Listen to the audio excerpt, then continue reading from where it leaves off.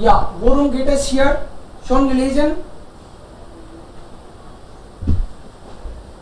Hallo? Kann jemand sagen, worum geht es hier? E-book के बारे में, किंडल के बारे में बोला गया. Also hier dann Antwort. In diesem Text geht es darum,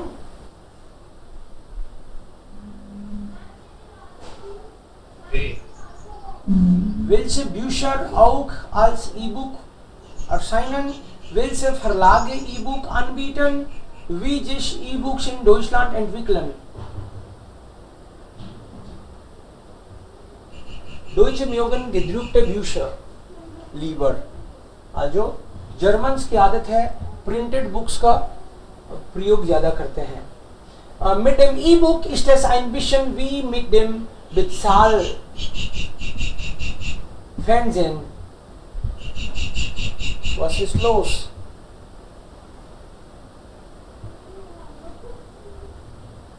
Okay.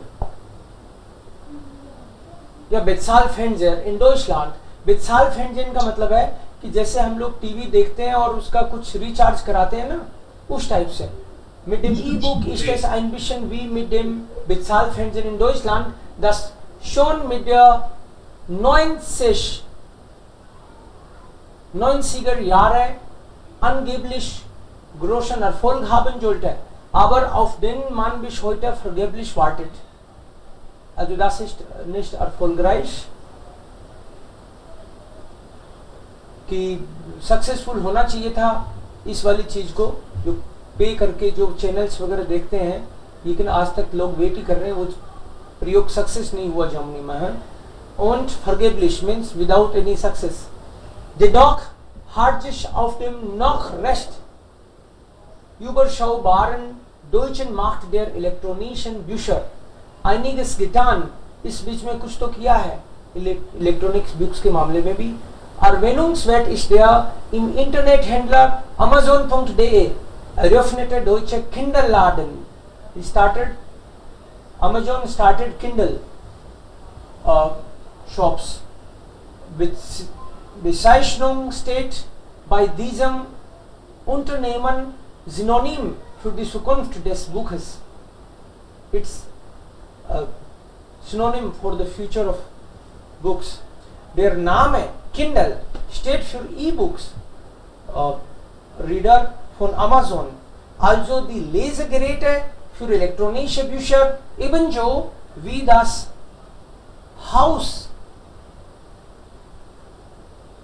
hauseigene E-Book-Sortiment, die sogenannte Kindle Edition. Allerdings sind die E-Book-Verkaufszahlen hierzulande noch nicht besonders hoch. ज्यादा बिक भी नहीं रही हैं E-Books. Ob es daran liegt, dass die meisten digitalen Bücher in Deutschland in vielen Fällen fast genauso teuer sind wie das gedruckte Buch.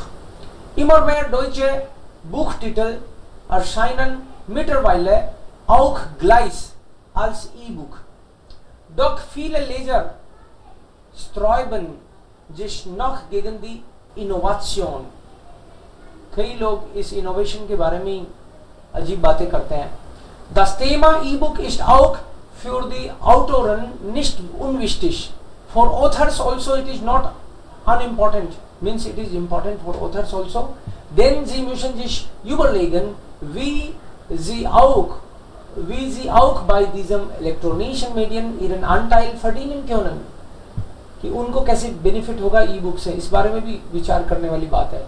Es ist nämlich nicht immer garantiert, dass Sie an E-Books extra verdienen. Bei einigen Verlagen ist es üblich, dass die E-Book-Recht zusätzlich bezahlt werden. Aber andere Verlage haben dagegen noch keine einheitliche Regelung mit ihren Autoren gefunden. Also, was ist die Antwort? In diesem Text geht es darum,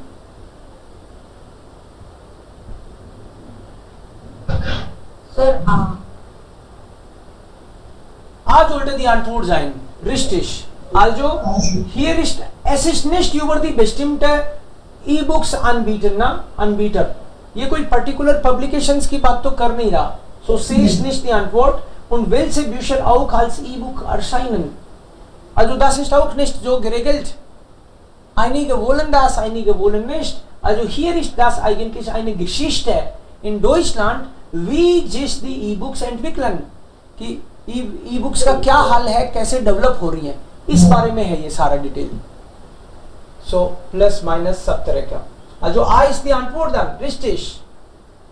E-Books sind in Deutschland nicht sehr beliebt, entwickeln sich wie das Fernsehen, sind teuer als gedruckte Bücher. Sind sie beliebt oder nicht beliebt? ये नहीं होगा ना। Sie sind nicht beliebt. E-Books sind nicht beliebt in Deutschland, Sie haben gesagt. Hier. Yes. Allerdings sind die E-Books Verkaufszahlen besonders nicht hoch. Also, sie sind nicht populär geworden. आदि A ist die Antwort dann. Kindle Edition heißt, was bedeutet das? Ein günstiges Angebot des Internethändlers Amazon, das Ladegerät im Internet, das Angebot an E-Books von Amazon. Kindle Edition, Say. say, das ist von Amazon, na? हाँ। Ja, das Angebot, it's a offer for E-Books. मतलब जिसको E-Book पढ़नी है वो Kindle खरीद लो. Das ist dann, ja. Sie haben nicht gesagt, das ist das Internethändlers. Nicht allgemein für Internethändlers. Das ist für Amazon, für E-Book. Und worum geht es hier? Nieuwe Jugendliche. Worum geht es hier? Jugendliche essen nach Erkenntnis von US-Forschern ungesünder. Also sie essen nicht richtig, wenn sie nicht genug schlafen. Okay, अगर वो proper सोते नहीं है तो खाते भी ढंग से नहीं है. Das ist US-Forscher. Eine fortlaufende Studie an amerikanischen Teenagers im Alter von 16 bis 19 Jahre verrät. Also खाना और सोने से लेके. In diesem Test geht es darum, Okay. B, also wie sich Essgewohnheiten von Jugendlichen bei zu wenig Schlaf ändern. Ja, genau. Also die schlafen nicht gut genug und dann Essgewohnheiten sind auch dann schlecht. Das ist hier. Okay, und 11,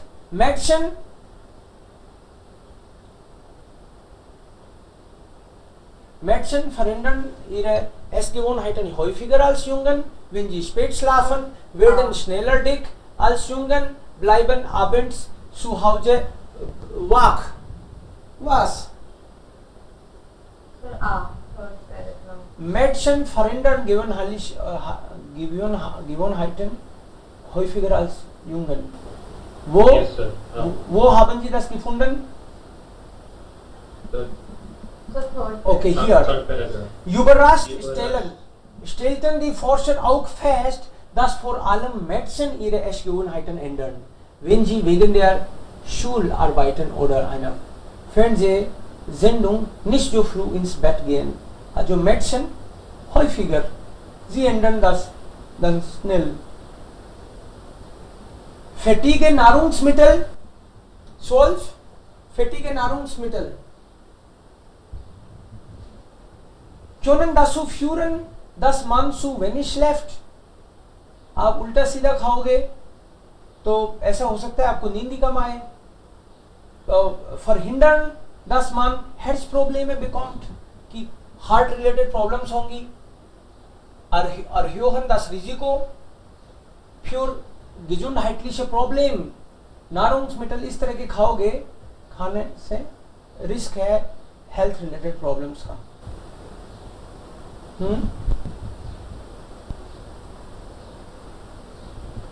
Statistisch, hier am Ende vielleicht, statistisch wirken sich der Effekt der kürzeren Nächte an den 240 Studienteilnehmern mit einem Plus an Fettkalorien von 2,2% aus. Das klingt zwar nicht nach viel, könnte aber auch Dauer durchaus zu Fettlösen führen. Was heißt das? Was könnte das dann? Der Grund könnte sein, dass heranwachsende Frauen mehr zu emotionalen Essen neigen als junge. Was noch? Damit, also ein derartiges Verhalten hat natürlich Auswirkungen auf die Gesundheit der Jugendlichen. Damit steigt ihr Risiko zu Fettleibigkeit und langfristig zu Herz- und Kreislaufstörungen. Ja, hier ist die Antwort. Also Herz-Kreislaufstörungen könnte es sein. B.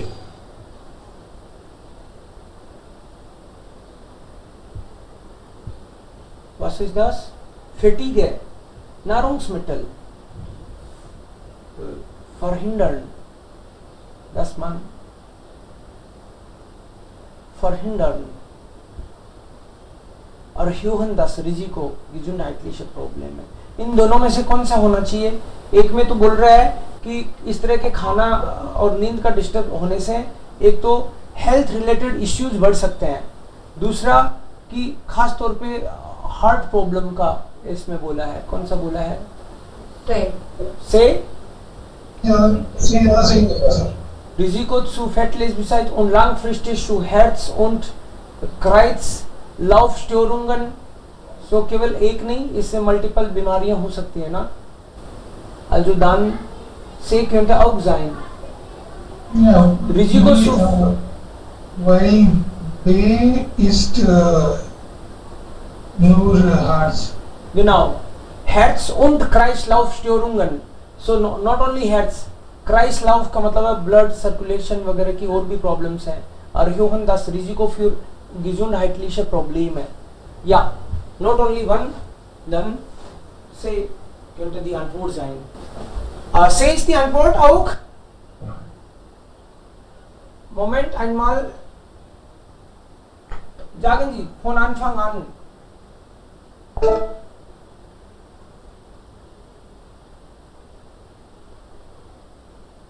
Also, hier 7, was war die Antwort? A. 7 war A, 8 sind nicht beliebt, okay. Kindle Edition war C, C. 10 B. B, 11 A. A und 12 ist dann C. C. Alles klar. So ist dann S.